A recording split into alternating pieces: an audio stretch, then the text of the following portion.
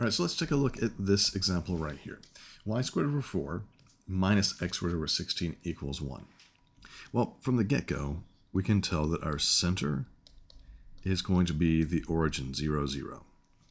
We are dealing with a hyperbola because you have one fraction that's positive and one that's negative. Now, in the previous examples that we've done, when we were doing ellipses, always did the x first and then the y.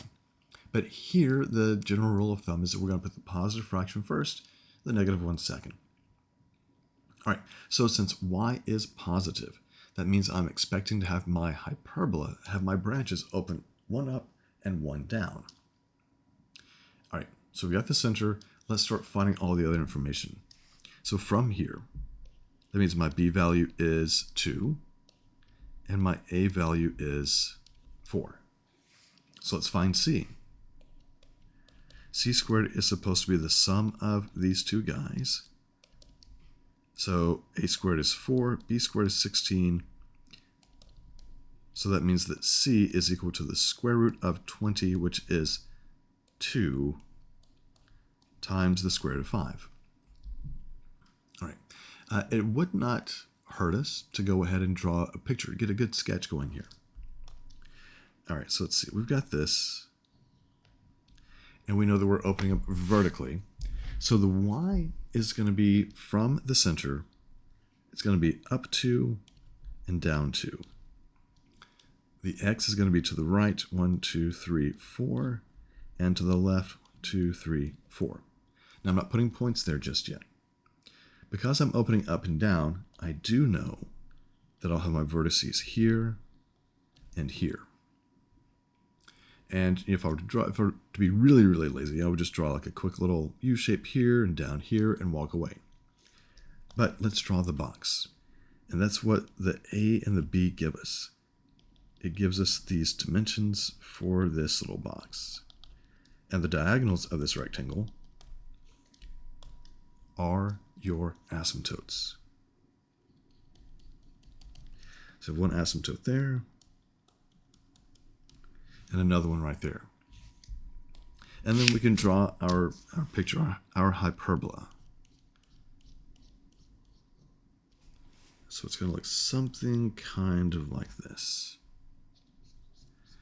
Now we really need to be able to show more of this to see how the hyperbola is getting closer to the asymptotes, but hopefully you get the idea of what's going on. All right, so we've got the center, and let's describe the vertices. Well, the vertices are going to be these main points right here and here. They are 2 units up and 2 units down from the center. So that's going to be 0, 2, and 0, negative 2. Your foci. Your foci are going to be up and down as well, and they should be just inside here. So there's one focus, and here is the other focus. And we know that distance, because we already found c, that's going to be 2 square roots of 5. So we are at x is 0, and then the y values are going to be plus or minus 2 square roots of 5. If you turn that into a decimal, you'll be able to see that that clearly is within the curved part, like I said all foci are supposed to be. All right, let's see. What else do we need? We need the equation for the transverse axis. So the transverse axis is that axis that goes to the 2 foci. Because of the orientation of the hyperbola, it's a vertical line, and it's going to be x equals, in this case, 0. And the equation for the conjugate axis is going to be the one that's perpendicular to the transverse, so it's horizontal, goes through the center, and that's y equals 0. All right, so let's see. We've got foci, vertices, asymptotes, center. Oh, asymptotes. We don't have the asymptotes yet. So the asymptotes will be, well, it's just y. There's no plus or minus there because the center is the origin. Equals plus or minus. And we need to do b over a. So b is 2, a is 4. Reduce your fractions. So that's going to be plus or minus 1/2 x.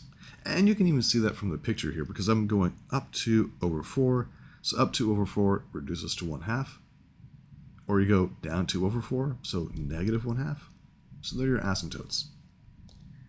And then let's do the domain.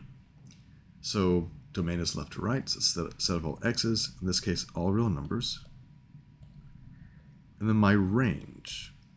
Because of the orientation of the hyperbola, we have that gap in the middle. So the range is coming from the bottom, negative infinity up to negative 2, union, and then we get this top part right here, which is 2 to infinity. And that's it. We got all the major stuff that we need for this hyperbola, and we're ready to rock and roll into the next one. So the next one, again, I can just make up all kinds of crazy numbers, and as long as we remember that these guys are just numbers, we're going to be totally fine.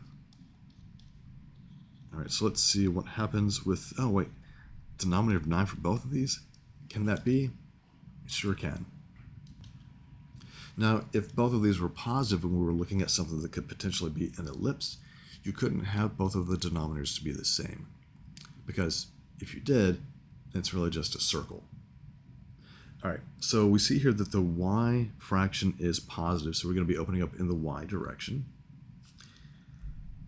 And let's see, we have our center. Our center is the ordered pair. Oh, we actually have to think about this, right? Now, you got to be very careful. So the x-coordinate is always with the x, the y-coordinate is always with the y. Even when I write this first, because I got to tell you, sometimes I look at this and go, oh, it's negative 5, 3. It's not. The x value is coming from this guy. So it's going to be 3, and the y value comes from here, negative 5. This is like the one place where the hyperbola can be tricky when you're trying to pull out information. Okay, so just keep your mind, keep your wits about you, and you're going to be fine. So from here, that means my b value is 3, my a value is 3, and let's do c squared. So c squared should be the sum of these guys right here. So 9 plus 9 is 18, which means c is the square root of 18, which is 3 square roots of 2. All right, so I think we need to just draw a picture. Get an idea of what's going on here. So as these numbers get a little bit larger and a little bit more unruly, you're not really going to be drawing them on a nice XY grid. But let's see what we have right here. So if I just draw a picture, man, that is so not straight. I apologize for that. There we go. That's better. So the center is at 3, negative 5, so I'm just going to mark this off quickly. 1, 2, 3, 4, 5. That's my center. Open circle because it's not an actual point for your graph. Your A and your B are 3, so we're going to go 1, 2, 3. So the stretches are going to be 3 in all these directions. Now, starting with your vertices, because you're opening up in the y direction, we're going to go up 3 units from here. So 1, 2, 3, and down 1, 2, 3. So my vertices, the x is still 3, but we added 3 to this, so that's negative 2. And then we subtracted 3 from this to get negative 8. Those are the two values that we have there. Now, using the a value and the b value together, then we can create our box that's going to house our asymptotes, house those diagonals, right? So those diagonals of this box tell us about our asymptotes. And then from here, again, we just kind of draw our picture. It's not perfect. It's not going to be, but again, it just gives us an idea about the shape and the location, and then we can answer everything else. So those are the vertices and the foci. Okay, so the foci are going to be oriented along the transverse axis, so along this guy right here, One's inside and one is, or they're both inside the curves, right? But the distance there is the c, which is 3 square roots of 2. So x is still 3. My y is negative 5 plus or minus 3 square roots of 2. So foci, done. Your transverse axis is the vertical line because of the orientation, and that's x equals 3. The conjugate axis equation is this horizontal line right here, and that's y equals, and look at the center, negative 5. So y equals negative 5.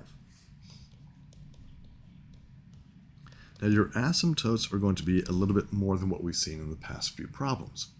So think about your point slope formula. It starts off with a y. So grab that guy right here. So we're just going to grab y plus 5 equals plus or minus. And remember the form says plus or minus b over a. So b over a, 3 over 3 reduces to 1. And then it's x minus 3. You're not grabbing the squares here. You're just grabbing those pieces, the y plus 5 and the x minus 3. I mean, think back to what the form says. When you go back, it says y minus y1 equals m times x minus x1, right? So what we're doing is that we're using the coordinates of the center to be the x1 and the y1. And the slope, well, that's going to be the change in y over the change in x from what you see with those diagonals, from those asymptotes, right? And we get those guys by using the b and the a. So there are the asymptotes. A couple more things. What's the domain? Well, from left to right, it's everything, so all real numbers. You might be thinking, so if I'm dealing with hyperbolas where the branches open up and down, will the domain always be all real numbers? Yes. And if the hyperbola opens up to the side, then it's the range that's going to be all real numbers. Now here, the range is coming from negative infinity up to this y value. So that's going to connect back here to the vertices. So it comes up to negative 8. It skips a little bit, and then it picks back up at the other vertex. So negative 2 to infinity. And, yep, there you go. You got all the stuff that you need. You draw the picture. And, yeah, make sure you answer everything. Find the C value after finding A and B. And you won't have any problems.